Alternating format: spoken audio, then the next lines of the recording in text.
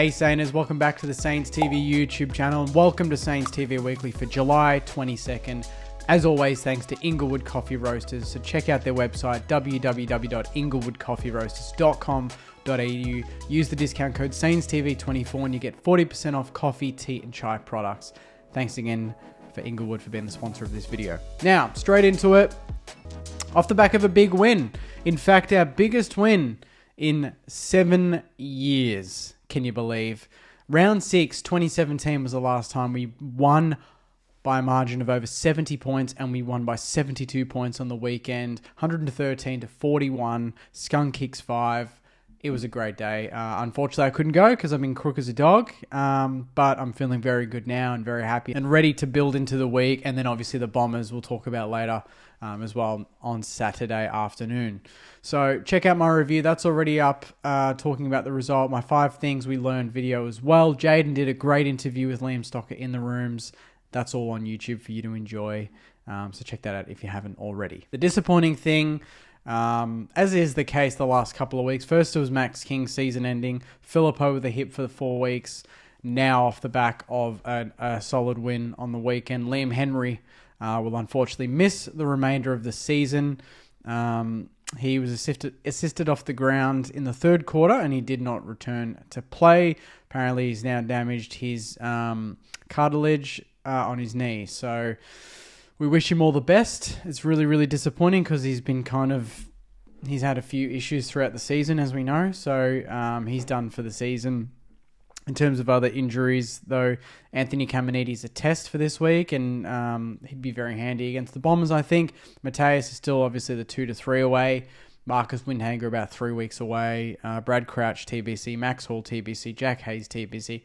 Liam Henry, obviously, season. Max King and James Van Ness also season. Switching to VFL, and it was a great game. A really exciting game. Sandy took on the Southport Sharks, and they got up by 1 point. Isaac Keeler, with the killer instinct or the Keeler instincts in the last couple of minutes. I think kicked 2 clutch goals very late to win the game. He kicked 3 for the day. I'm not sure if that's a career high for him in the VFL, but that's an awesome effort. Let's quickly switch and have a look at some of the key stats for you guys for the game. Tom Campbell was the number 1 ranked player on the ground. 1 goal, 19 disposals, 34 hitouts, 4 clearances. Massive day for him. Max Heath, another good game from him. 19 disposals along with 20 hitouts. Ben Patton, 27 disposals. Paddy Dow, 32 disposals. So he's knocking hard on that door to get back into this lineup this week. Zane Cordy, 20 disposals and 7 marks. Matty Allison, 4 behinds, 18 disposals, 9 marks. Could have kicked a bag.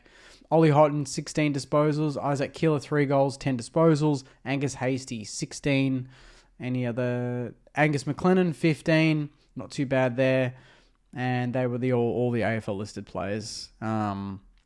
There. So they all played pretty well. Sandy not doing too bad in the VFL, so they'll keep up some strong form there. But that was a really, really good win from them. They were down for pretty much the entire game, 25 points at halftime, and then they go on to turn it around in the second half, which is awesome to see. Some down news from last week. As we know, there was a lot talked about Lance Collard, and we haven't really put much on that on Saints TV. I know the boys, I think they talked about it in the podcast last week. Last Monday night, but just formalising it here. The club did release a statement, and this is what they said. Top line at least. St Kilda Football Club can confirm that the first-year player, Lance Collard, has admitted to using a homophobic slur during the Sandringham versus Williamstown VFL game over the weekend. Following an investigation by the AFL Integrity Unit, Collard has been handed a 6-game suspension. He goes on to talk about that. They quote Collard. He says, "I'm incredibly remorseful for my comments and any hurt that may have caused. I'm disappointed in myself and fully accept the consequences for my behaviour." So it's disappointing, obviously, especially for a young player like Lance, who hasn't really yet gotten into the team and made a name for himself. So this will be a learning curve for him, no doubt, and obviously the club will work with him through that. Switching to tipping. And I think I forgot to do my tipping this week because I've been in bed all week. And I'm now 80th. I was like 7th 2 weeks ago. I'm now 80th out of 212. No one got a perfect score this week. A lot of people got close. The overall leader at the moment, with only a couple games to go, is Creature of Routine, 112 outright. So they are looking very, very good. And then there's a lot of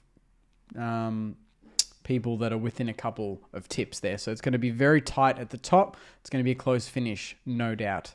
I don't think I'm any chance now after my last couple of weeks. And now to end the video, we've got the Bombers. Saturday, 4:35 p.m. Marvel.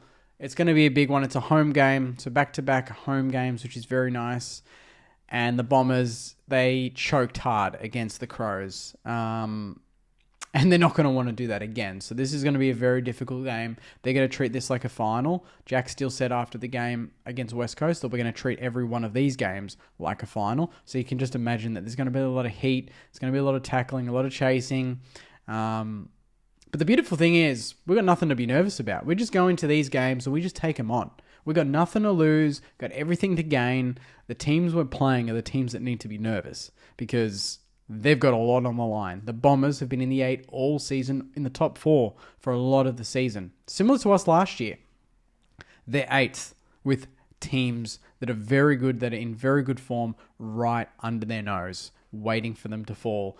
And they're all going to be hoping that St Kilda turn up on Saturday and crash that party. And I certainly hope we can do that as well. And I believe we can do that with the sort of the fast ball movement we've seen under the roof of recent games. So it's going to be a fun one. It's going to be a big crowd. So Saners, turn out. We got only the 18,000 against West Coast. There's going to be more. Obviously, Bombers fans are going to turn out for the rest of the season to get their team over the line.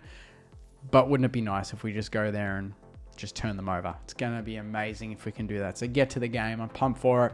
My preview will be out for that very, very soon in the next couple of days. Obviously, podcast, stay tuned for that. Saints TV Live and all that stuff. But that is it for Saints TV Weekly. Sainers, hopefully you enjoyed it. Please like the video, comment your thoughts, and as always, subscribe. We want to get to 12,000 very soon if we can. We're on 11.1. So help us get to 12. It'd be really appreciated. And I'll see you very, very soon. Thanks again, Sainers. Take care. And as always, go you mighty Sainers. See you guys. Don't know why I did that, but see you guys.